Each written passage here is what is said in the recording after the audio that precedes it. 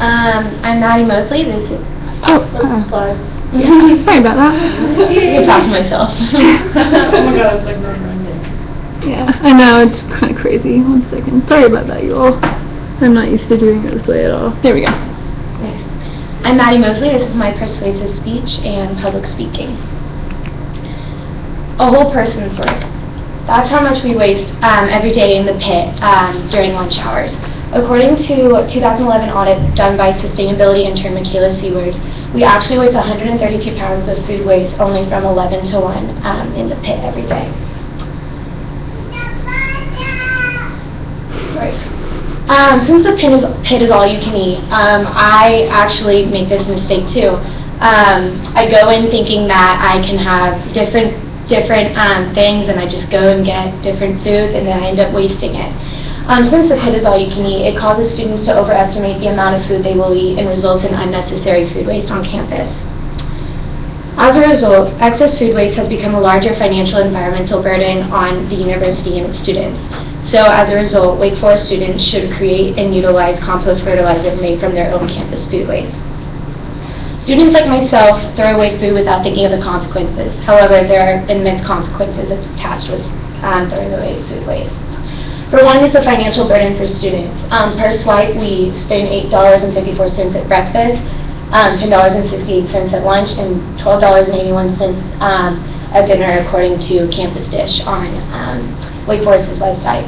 And according to Kate Ruley, who is the nutrition director on campus, we waste 4.5 ounces of food per swipe at lunch and 5.3 ounces at dinner. And that's equivalent to wasting 1/2 to 3/4 of a cheeseburger every person, or every swipe. Not only is it a financial burden for the students, it's also a financial burden for the university. According to Megan Anderson, who is the manager of sustainability development, Gallons Farms actually takes the food we waste at the new pit and goes and takes it and composts it, but we pay them to do it. So they charge us $49.50 per cart, and we have 12 carts on campus, and they come and pick up 3 times a week. So ultimately, we're paying $1,800 a week for someone else to make profit off of our food waste. Additionally, we also buy another company's fertilizer. We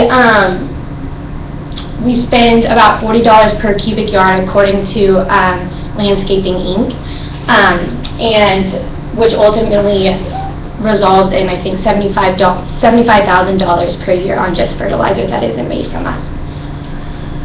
Not only is it a financial burden, but it's also an environmental burden. We spend, or as I said earlier, we waste 132 pounds at lunch, and then according to Megan Seward, who is the sustainability intern, we waste 181 pounds at dinner. So that's like taking a full woman and a full man and putting their weight into the landfill every day just from our pit, the old pit. It's also harmful gases in the landfills. Food waste actually produces methane in the landfills, and landfills account for 20% of all methane emissions. So the rotting food waste directly produces the methane, and then food waste in our landfills is direct cause of all methane. So you may be wondering, what can we do? How can we get this to work? Well, Cornell University actually has a compost collection. In 2012 and 2013, according to their sustainability website, they composted 515 tons of food, and everything in their dining hall is compostable. So their food, or their napkins, their plates, etc. They have a farm service compost facility outside, so that's where they compost it all. So it's 4 acres.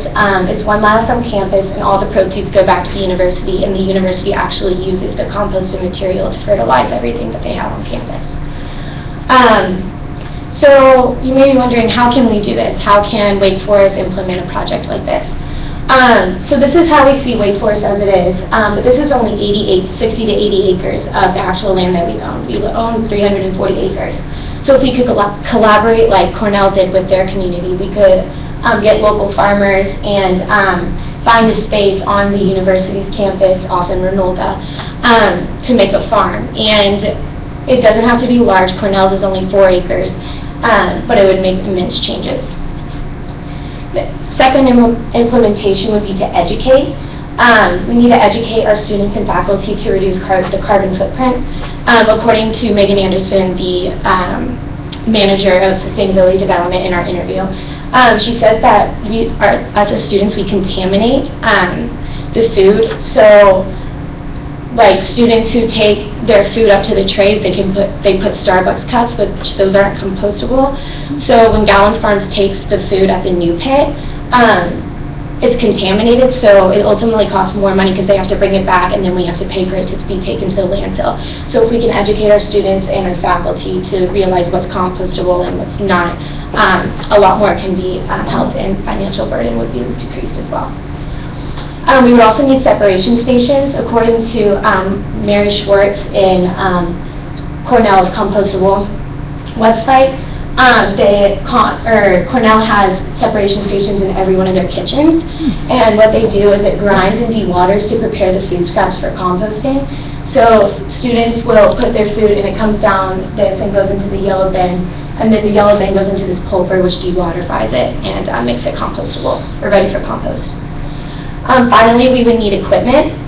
Equipment is not necessary, but it speeds up the process. Compost is actually a natural process, but it takes 6 to 9 months.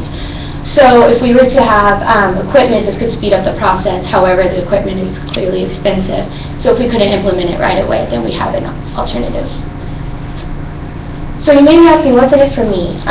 Food waste is a loss in money. We spend about $2,200 to $3,000 depending on the meal plan you have, and more food that we're wasting ultimately causes more loss in money. And also, the environment is in danger. It's our moral responsibility to be helping the environment for our future, not only for us, but for our children and our grandchildren. So ultimately, food waste causes a financial burden and an environmental burden, but if we could do compost like Cornell did, per se, we could end up doing less spending and less harm on the environment. If we don't do what we can now, we are going to do more damage than can be repaired. And it is up to us to make the change as Wake Forest students, and it can start with a simple pit swipe. Thank you.